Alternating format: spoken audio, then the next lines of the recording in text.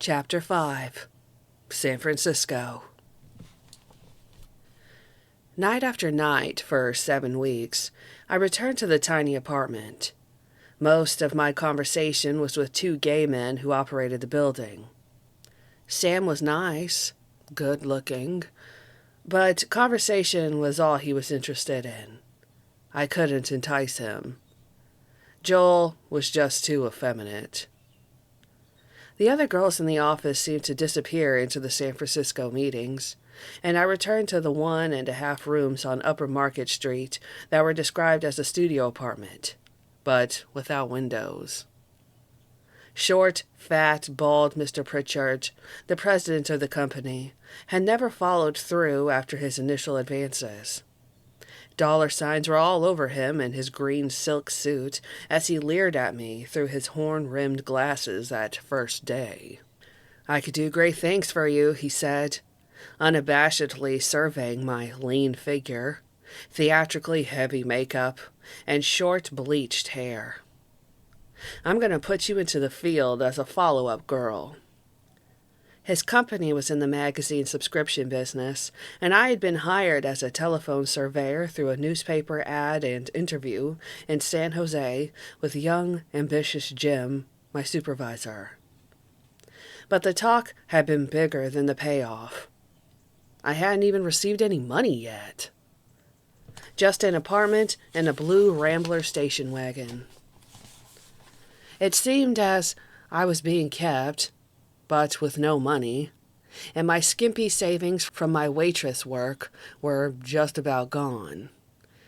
And neither Mr. Pritchard nor Jim had followed through on their obviously intrigued first glances. I wasn't sure what was going on. It was Thursday night, and I was alone. With a hard snap, I turned off the television set and threw myself face down onto the bed. I sobbed and cursed deep in my throat, pounding the pillow with my right hand. "I won't go back," I cried aloud. "I'll die back there." I wanted to call home. My mind swirled madly. Black and white streaks spinning round and round, first like a cylinder, then like a wheel. But I won't call them. I hate them. To hell with them. I pounded the pillow viciously. Suddenly, I saw a printing machine, a teletype machine. It silently spelled out words in my mind. "Your pills. Coding pills." I knew instantly what they were.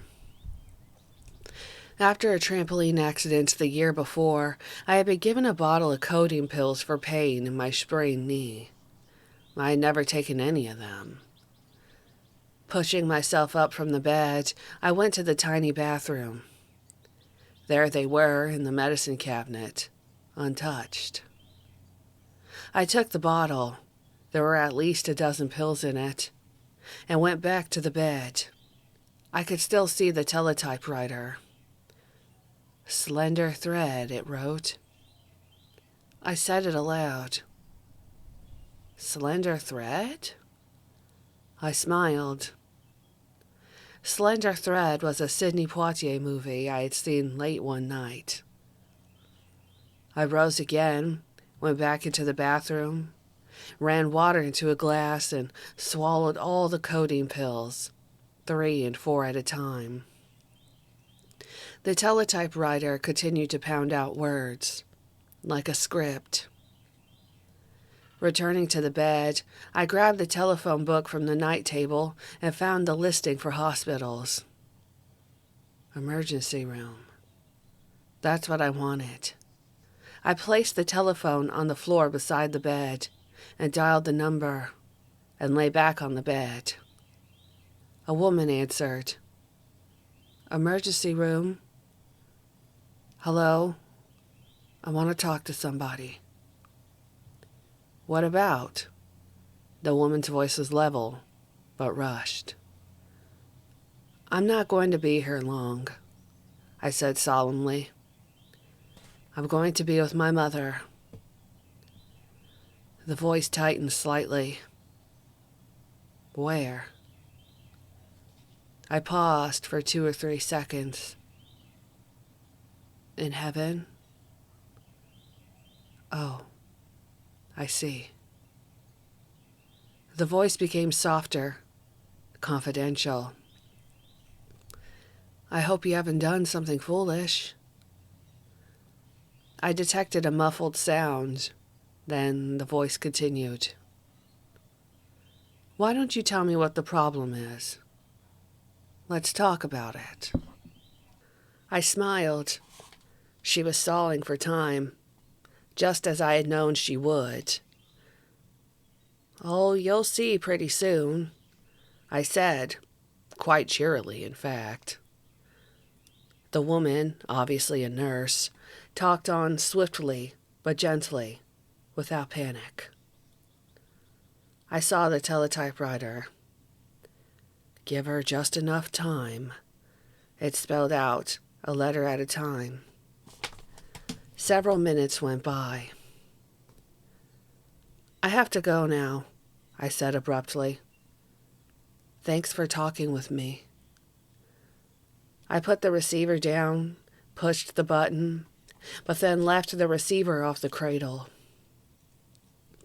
I forced myself up from the bed with some difficulty.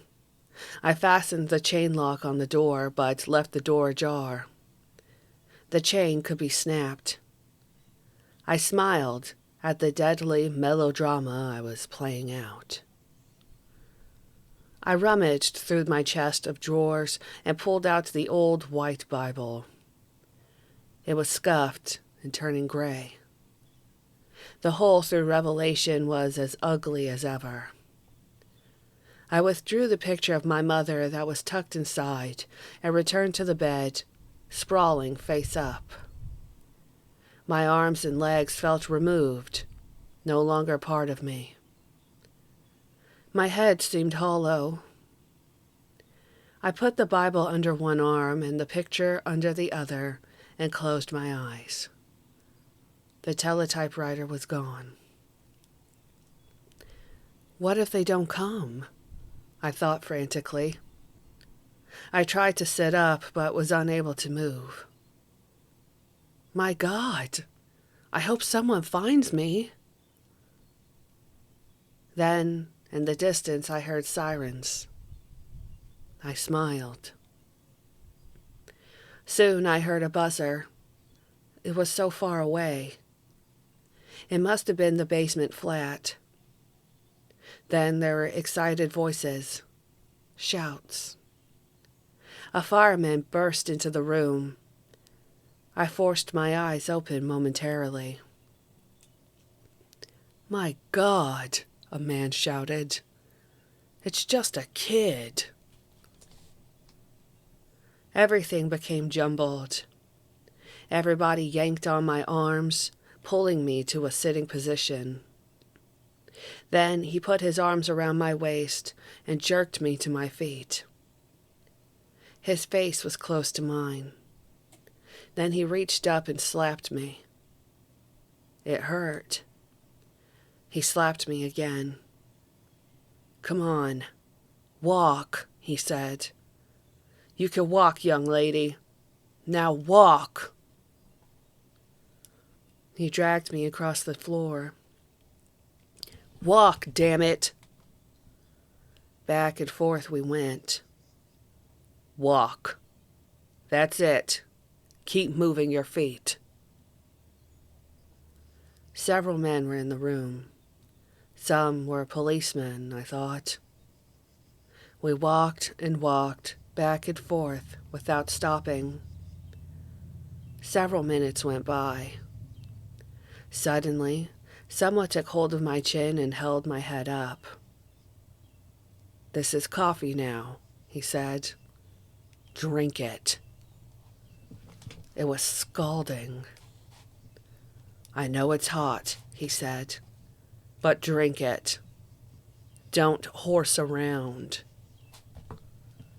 He spilled as much down my chin and the front of my sweater as went into my mouth. I wanted to smile, but I couldn't. There was a guy on each side of me then, walking, walking, walking. They were firm, rough. I didn't remember the ride in the ambulance, but I soon found myself sitting on a table. One of the firemen was there, the head one, and he was angry. It beats me why they do something like this. A nurse put a plastic cup in my hand. "Drink it," she said. "No more coffee," I mumbled, my first word since arriving. "No, it's not coffee," she said. "Drink it, and do it quickly. All of it." She shoved it against my lips. Before I knew it, I was vomiting, over and over. I had never vomited so much. My stomach ached. A nurse led me to a stretcher pad on the floor in the hall and told me to lie there. I learned later that a nurses' strike had left the hospital understaffed and overworked. They just didn't have enough time to give to someone like me. 3 hours later, I was taken back into the emergency room, where I overheard one of the supervisors ask, "Should we put her in 90-day observation?" I couldn't make out the muffled answer, but in less than a minute, a man in a gray suit walked up to me and sat on one of the tall, four-legged stools in the room. "I'm here to talk to you about what you did. I'm Dr. Stone." Fully aware of my surroundings, but sick to my stomach and aching all over, I was instantly angry. Everything was rotten. "Get the out of here," I shrilled. "I don't need any psychiatrist to tell me what's wrong. I just want to go home." He left. And 10 minutes later, a nurse supervisor, a gentlewoman, came up to me. "Who can we call to help you?" "Call my boss," I said. "He'll come and get me." Back at the apartment, Jim, my supervisor, was making scraping noises in the tiny alcove that was called the kitchen. He turned around with a smile on his face and moved like a tightrope walker toward me, with a bowl of steaming chicken soup. I lay on the bed with both pillows piled behind me and slowly spooned the soup into my mouth. He sat in a chair 3 feet from me and periodically reached toward me with a paper napkin. The soup kept dripping on my chin. I was like a little kid to him, I was sure. Finally, he asked the question he'd been wanting to ask. "Why did you do it?" There was a long silence as I pressed the napkin to my lips. "I was lonely, I guess. This apartment is a box. I feel all cut off." "Well, we can fix that," he said. "We'll get you something else." In a few minutes he left, standing at the door and looking pitifully toward me. I was a mess. "If you need anything, call me. And don't go anywhere tonight." The next morning, Jim took me to a second-floor apartment in a building next to our office building. I stood in the door and looked at the big living room. It was fine, spacious and loaded with windows, but it had no furniture. All I had were my clothes and a mattress. "Well," I said with a shrug, "I can always use boxes. At least it's not a chicken coop like the other one. Late that afternoon, after having wrestled the big mattress out of the first floor apartment and into the back of the Rambler wagon, I stood on the sidewalk in front of my new building. I can't get that mattress up 2 flights of stairs, I said to myself. I stood on the curb and looked to the right and to the left. 2 doors to the left was a bar. Maybe there's some help in there. I smiled.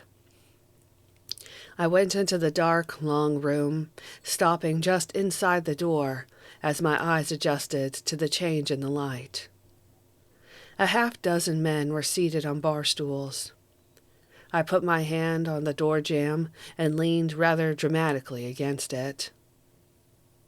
Is there a man here who'd like to help me carry my mattress upstairs? Everyone swung around to look at me. A smile was on each face, and some began to laugh out loud. I refused to let it faze me and maintained a big, knowing smile for several seconds.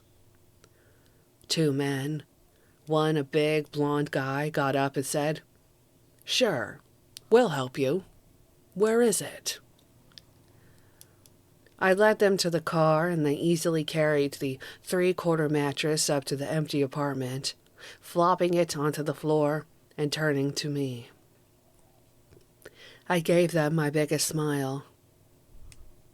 "Thanks." "Is that all?" the smaller one said with a leer. I stared right back at them.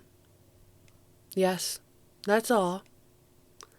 My voice was even, but sharp.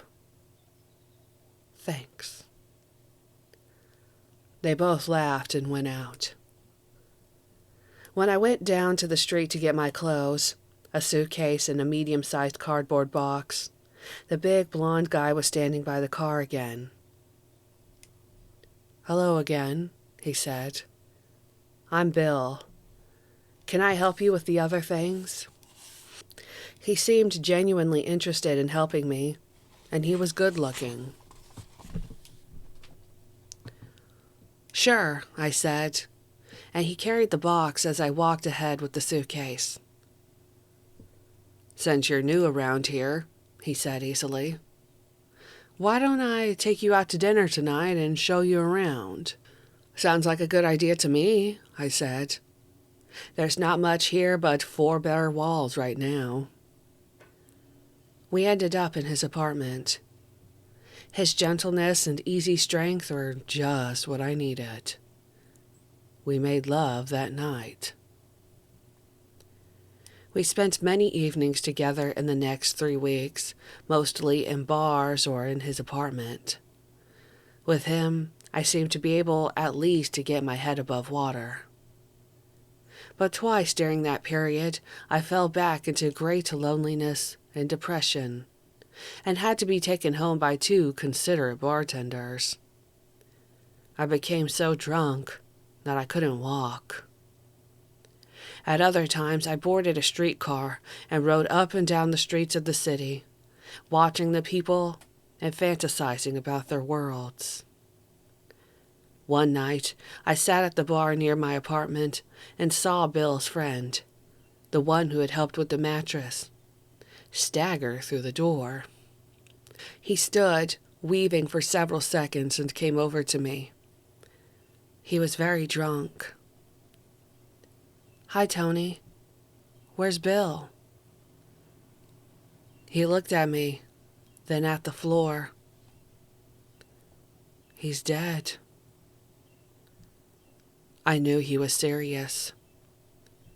The muscles in my face froze. "What do you mean? How can he be dead? I was just with him night before last." Despite his drunkenness, Tony spoke clearly but slowly. "He went up into the mountains with 2 other guys, climbing."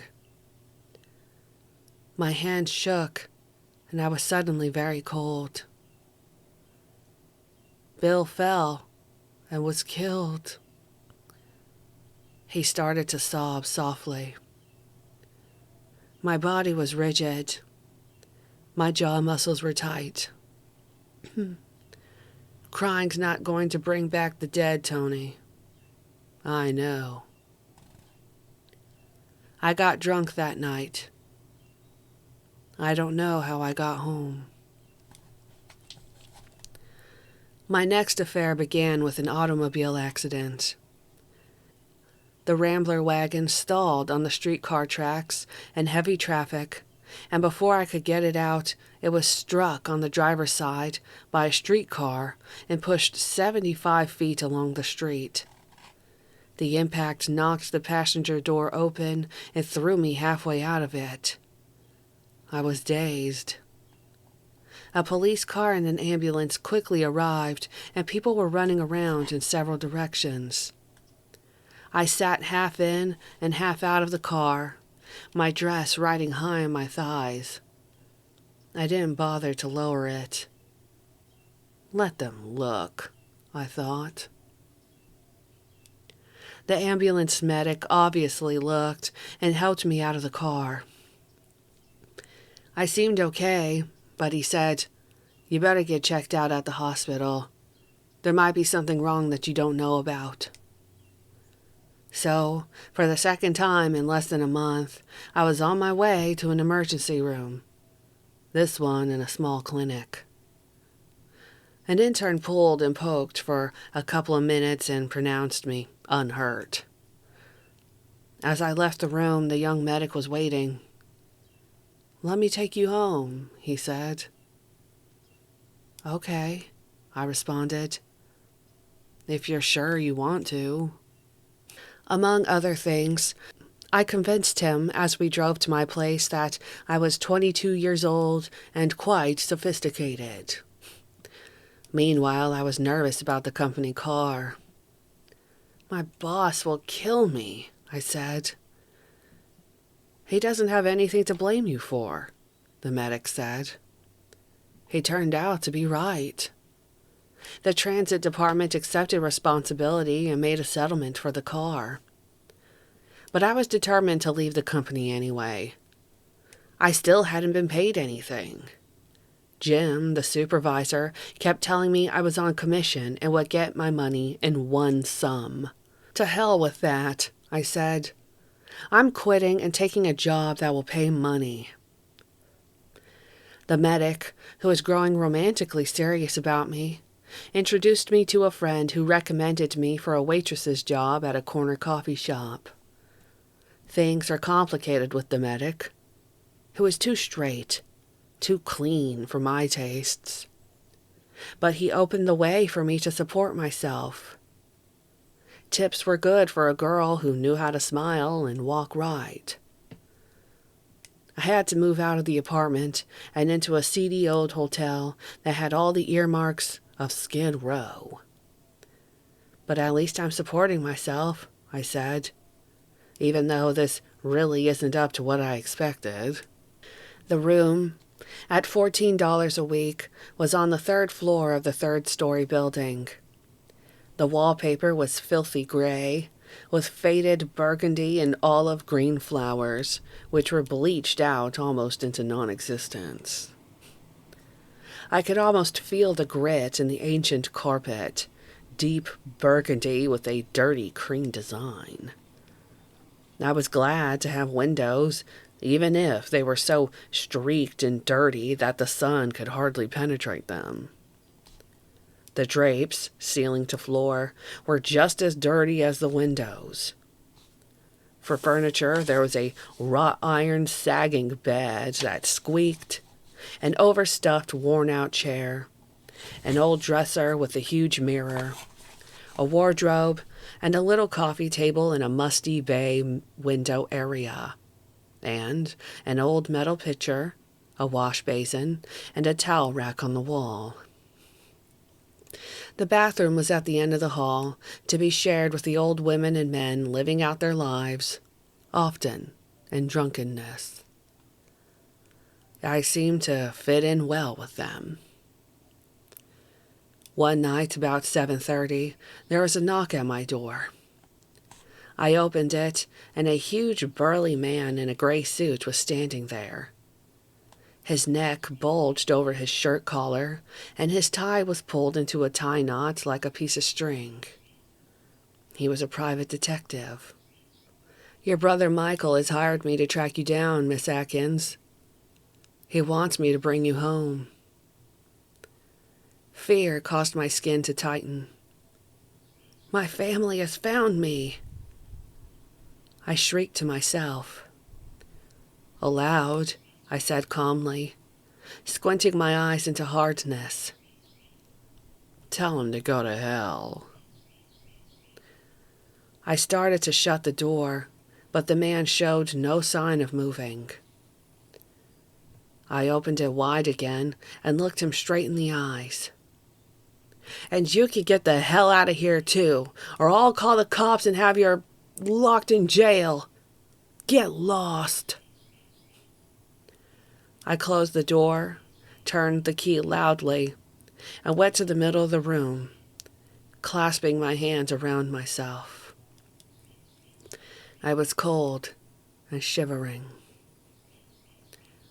I walked down the grim, smelly hallway, tired and ready for bed.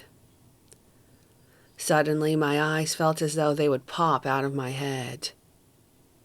My door was ajar an inch or two.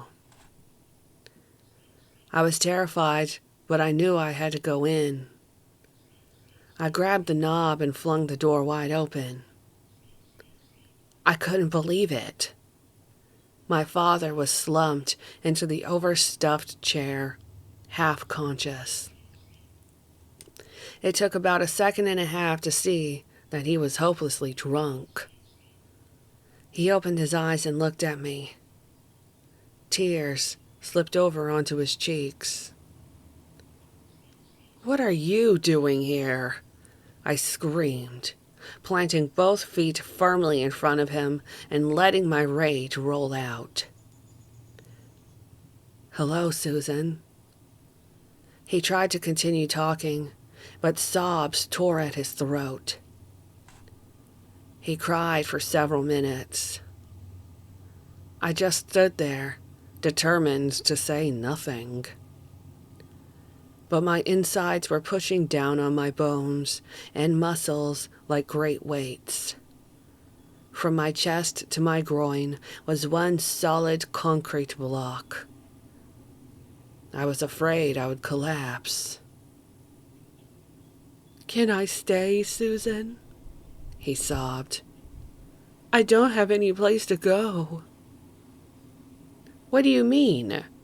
Stay here? In this lousy one room? Where do you think I'm gonna stay?" "I'll just stay right here in the chair," he sobbed. I turned silent, refusing to talk to him the rest of the night. I immediately changed into my pajamas behind the wardrobe and went directly to bed. The next morning began where we had left off. "Susan, why don't you come back with me and Steve?" "Are you kidding?" I smiled sarcastically. "Back with you in that life? I've had it with you." He was unable to argue as tears once again overcame him. "Why don't you be a man and take hold of me and make me go back?" The thought startled me. I was sure I hadn't said it out loud. Instead, I said, "Yes, I've had it. I'm out on my own, and I'm going to stay that way. And I don't want you and that stinking detective bothering me anymore. Do you understand?" I was amazed at my viciousness. I repaid in full for old injuries, for old resentments, for drunkenness, for Mother's death. My father cried as he left. I could feel the cold concrete block in my chest.